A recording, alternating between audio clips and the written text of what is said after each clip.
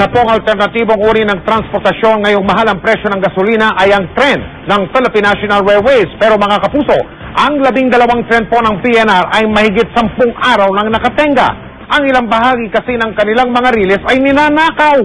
Naaktuhan po ng GMA News ang ilan sa mga magnanakaw kanina.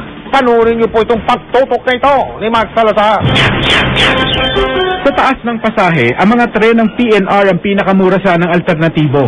Biruin mo sa minimum fare na 8 pesos, aabot ka na ng Alabang mula Tayuman halimbawa. At sa 20 pesos, nasa Binyan Laguna ka na.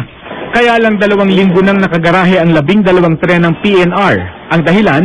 Rampant pilferages of rail tracks parts, rail joints, rail fastener, yung mga what we call pandrol clips are being pilfered along the line.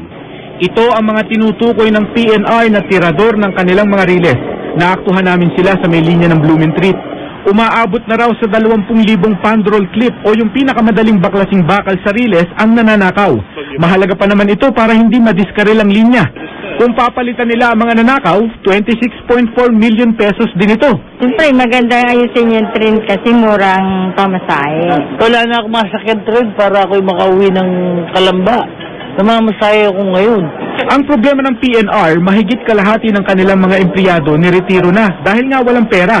Saan daw kaya sila kukuha ng pangpalit sa ninakaw na bakal kung 2.5 million pesos lang kada taon ang kinikita ng mga tren sa biyahe? Ang solusyon nila, bantayan ng riles.